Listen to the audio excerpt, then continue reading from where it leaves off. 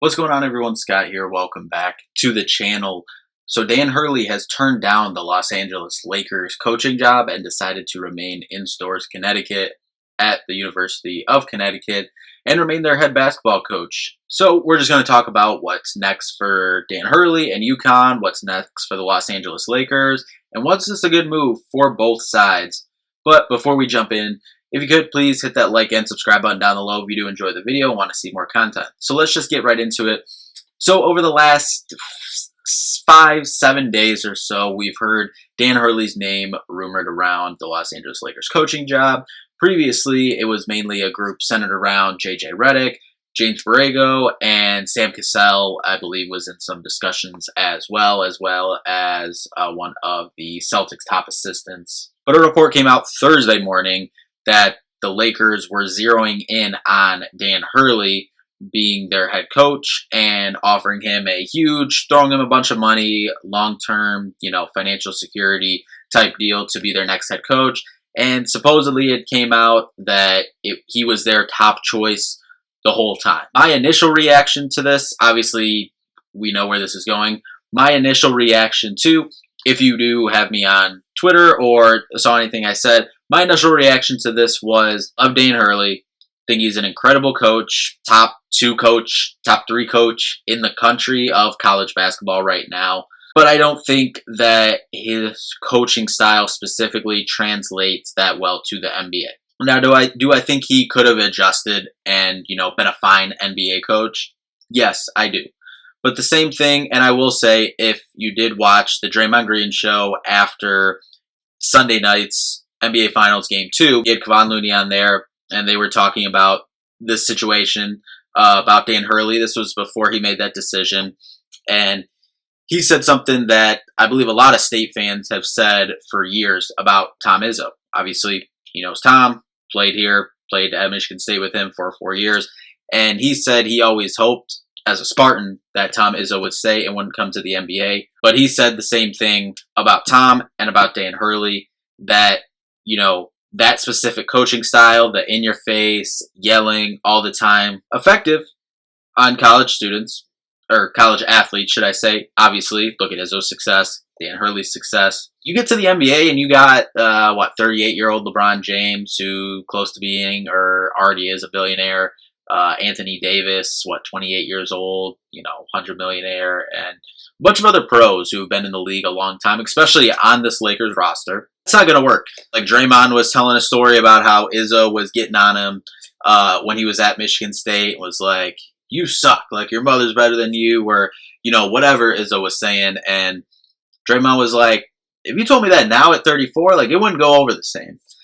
I think that's what it boils down to. I think Dan Hurley, who is obviously, Izzo's been looking at coaching jobs way back since, or NBA coaching jobs since, he was being courted to the Hawks way back after the 2000 national championship. And, since, Dan Gilbert's been trying to get him with the Cleveland Cavaliers for a long time, offered him many jobs, but, always wanted to stay at MSU, and I think that was always the best bet for him. Dan Hurley staying at UConn, I think, was the best bet for him.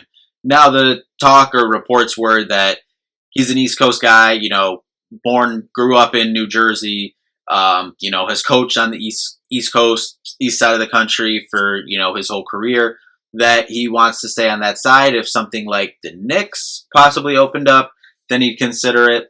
I still think at 51, you have a good thing rolling. You have a good program being built there in a program that was already in a, good historical position, with likes of Jim Calhoun and, the national titles with Kemba Walker, Shabazz Napier, and, even, going back earlier in Calhoun's career with Rip Hamilton, Ray Allen back in the day. But, that's a good program. They had, even some success with, Kevin Ollie before, that kind of came off the rails. But they've always been a relevant program. One of the top 5 to 8 programs in the country, year in and year out. One of the top 5 to 8 brands in the country, year in and year out as well. So I think Dan Hurley made the best decision for himself in terms of the coaching sphere. Obviously, won't speak on, personal life. Obviously, we don't know that. We don't need to know that, what him and his family decided was the best decision for them. Clearly, it was this. But I think Dan Hurley making this decision was the best bet for him. Not because I'm not saying that he couldn't have any success in the NBA, but I think this allows for the best success in his career. Do I think UConn's going to three-peat? No, I do not, but having the chance to do that, continuing to build his legacy and make deep tournament runs, win conference titles, me personally, I think that was the right choice for Dan Hurley, and clearly they did as well. Now, what does this mean for the Los Angeles Lakers, who we're about 2 weeks out from the NBA draft? We got free agency coming up soon. You swung and missed supposedly on your number one guy. Not a lot of people believe this was their number one guy. A lot of people are running with the storyline that JJ Redick was their number one guy. But when that came out, there was some bad press around it. So they came out, nope, Dan Hurley's our number one guy. So now they're going after, so when they do hire and go after JJ, that it kind of softens the blow a little bit. Listen, as someone who has been a Lakers fan pretty much since I started watching basketball and fell in love with watching Kobe Bryant and, watching him play and growing up with the Lakers organization, this is just kind of insane. Kobe said it, I believe it was after he retired. You shouldn't have to be recruited to come to the Lakers. It's the Lakers. But now we're going on about a decade, 12 years. Really, you could say probably 13 years since that 2011 season, because I think that 2011 season where, Kobe and Pau had that opportunity to go after the three-peat. Obviously, it didn't happen. They got bounced by the Mavericks in that playoff run. This isn't an attractive organization to come to right now. And it pains me to say this. Like, yes, I'm a Golden State fan too, but and probably care more about the Golden State Warriors right now, me personally. But the Lakers are my childhood team, and I'll always root for them. I look at them as like a hometown team for me. Like, I'll always care about, watch the Lakers, everything they do. Was never a big LeBron fan, so when they got him, I was like, yeah, he's obviously one of the 3 best players of all time. But I'm good. Like, can we go another direction? But this is not an attractive situation at all right now. So now you're going on to plan B. Reports are there is no plan B. Love Rob Pelinka for the fact that Kobe loved him and everything he did for Kobe, or that Kobe loved him in that partnership, and then he's been great for Vanessa and the Bryant family. But as a GM, we have to judge him on, what we see. If from all accounts, he seems like a great person. But as a GM, why does he still have a job? He won a title in 2020 in the bubble. No, I'm not discrediting that. Am I a little biased because I'm a Lakers fan? Yes, maybe. Did he make some nice additions in previous years, like getting D'Lo, Jared Vanderbilt, and, other pieces to help them get to the Western Conference Finals before they ran into a juggernaut in the Nuggets last year? Give him a little credit there. Besides that, what has he done?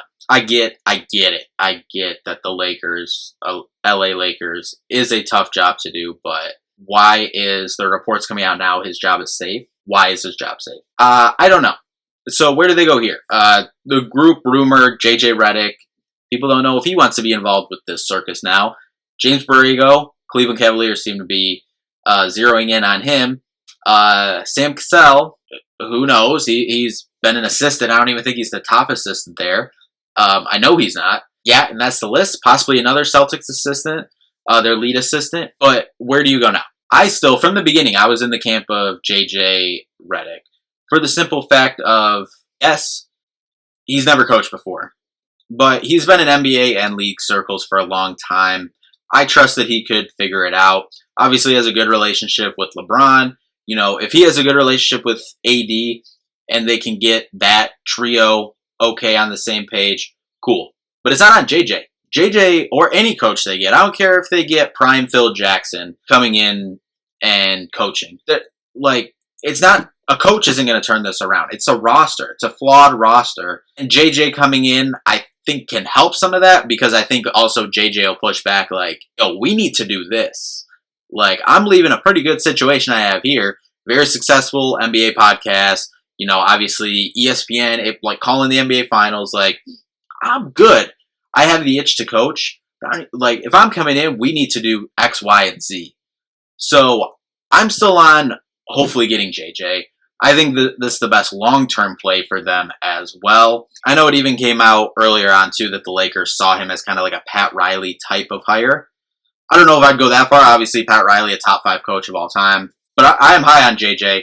I want him to get a head coaching job. And I hate saying that about a Duke guy, believe me. I do, but I really like it. I think he knows the game very well. I think he would be able to command respect in a locker room, which I think is big, especially a locker room with 2 superstars like LeBron James and Anthony Davis. So I hope they go that route. If not, I wouldn't mind them getting something. I don't even think they've had any conversations with a Warriors assistant, Kenny Atkinson.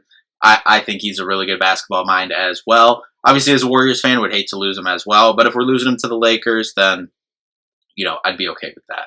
And I'm confident Steve Kerr would replace him on the coaching staff as well with a solid candidate. But so that's where we're sitting at with the circus right now here with the Los Angeles Lakers. Happy for Dan Hurley and the Hurley family staying at UConn. Best fit all the way around for them. For the Lakers, I hope we figure this out in the next week or so before these draft decisions come up. Any minute now, really, within 2 weeks. So hope we get this figured out soon. But anyway, thank you all so much for watching. See you in the next one. Peace out.